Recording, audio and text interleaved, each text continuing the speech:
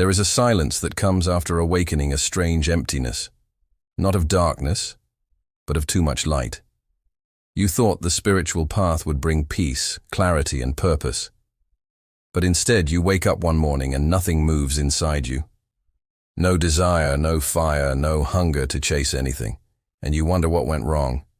You were supposed to be enlightened, but now you feel like a ghost in your own life. This is not failure, this is transformation.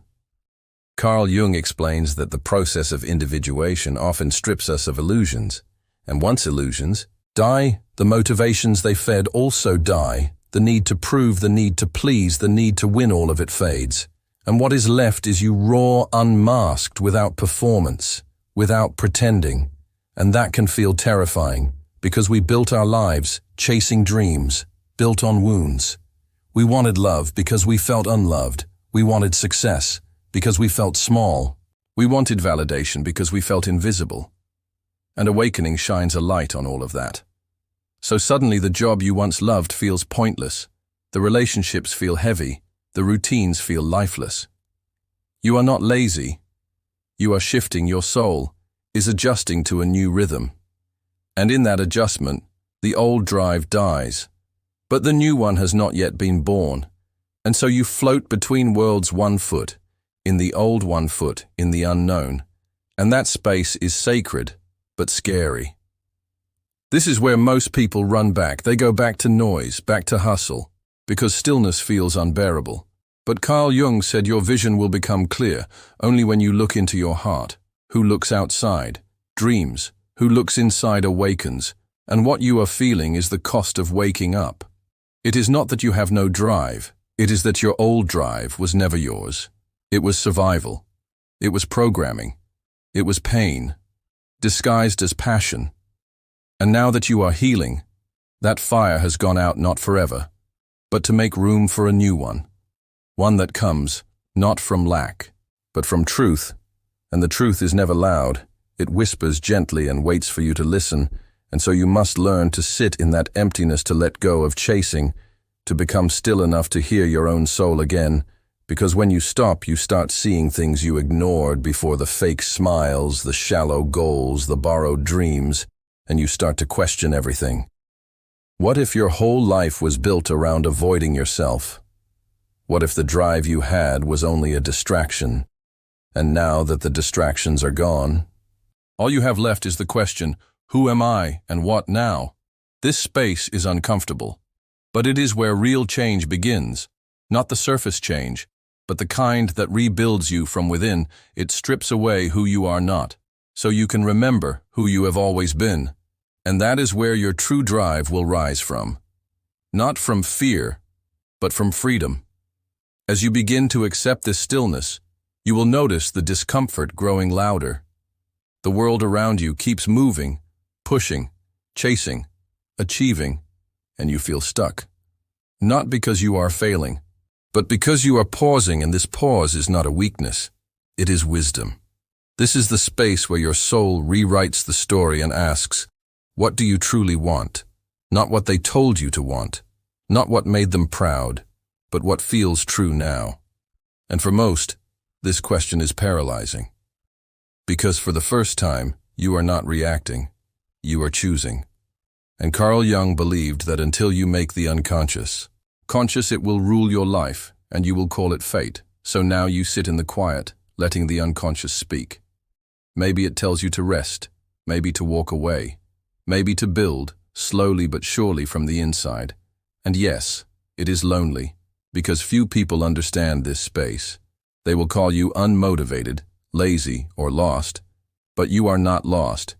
You are in transition, and all growth begins in confusion. When the caterpillar becomes a butterfly, it dissolves completely into nothing before forming wings, and you are in that in-between, no longer who you were, not yet who you will be. And that takes faith and softness, not force, not shame. You are not broken. You are breaking free, and your drive will return. Not the old kind that drained you, but a deeper one that flows from truth, not trauma. And it is in this stillness that you begin to notice the new desires. They do not roar, they whisper, they do not chase. They invite you. Start to remember what peace feels like, and slowly your energy shifts from survival to creation, from fear to flow, from resistance to surrender. And in that surrender is where your new drive is born. It grows not from pushing, but from trusting. And the more you trust, the more alive you become, not with urgency, but with awareness. You begin to see how much of your old drive was rooted in proving. And now you no longer need to prove anything to anyone. Your worth is not up for debate, and your purpose is no longer performance.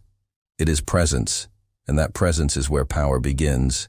And that power is quiet, strong, and lasting, and that is the kind of power no one can take from you.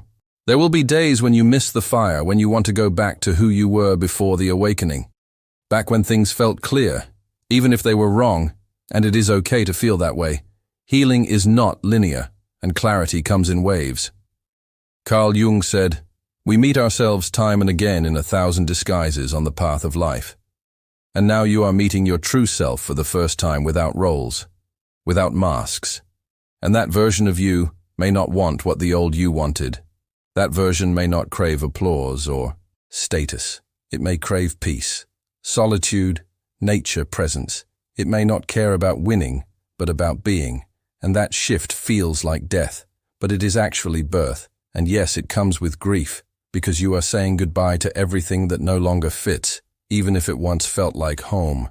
Even if it once saved you, and now your soul whispers. Slow down, listen, feel.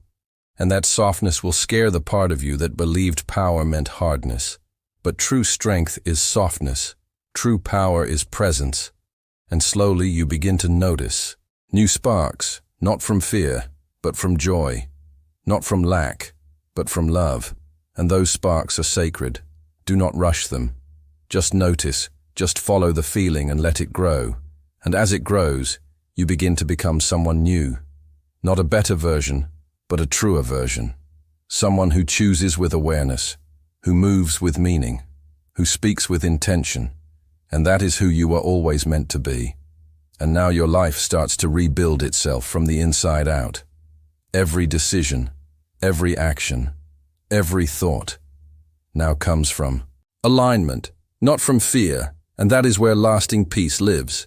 And as that peace becomes familiar, the confusion fades, the fog lifts, and you begin to see clearly again, not with urgency but with calm. And that calm becomes your compass, your guide, your new foundation. And that foundation will carry you into a life that is not just successful, but soulful. And that is the reward of this difficult, sacred awakening in time. You will find that your drive returns, but this time it is quieter, more steady, more aligned. It does not push you. It pulls you. It does not burn you out. It fuels you. It does not beg for attention. It creates from essence. And this is the reward of awakening, not a life free from struggle, but a life lived from soul. And Carl Jung said, "Your heart knows the way. Run in that direction, and now you know the way. It is not outside, it is within. And the path forward is not to be louder or faster or better. It is to be real, to be whole, to be awake. And yes, the world will try to tempt you back to sleep, to make you chase again. But you have seen too much, you have felt too deeply, and once awakened, you cannot unknow the truth. And the truth is, you do not need to be driven by pain. You can be guided by peace. You can rest. You can breathe. You can live. And when you rise now, it is not for approval or applause. It is because your soul is ready, because your heart is full, and your drive this time is rooted not in who you were, but in who you truly are. And that truth will guide you more than ambition ever did, because ambition fades. When goals are reached, but purpose grows when truth is honored, and your truth is sacred. Your path is sacred. Your softness is not weakness, it is wisdom. And the more you lean into it, the more alive you become. And now you begin to live not as a seeker, but as a soul in motion, grounded, present enough, and at peace. And when others ask, "How did you find your way?" you will smile and say, "I stopped running. I started listening, and that changed everything."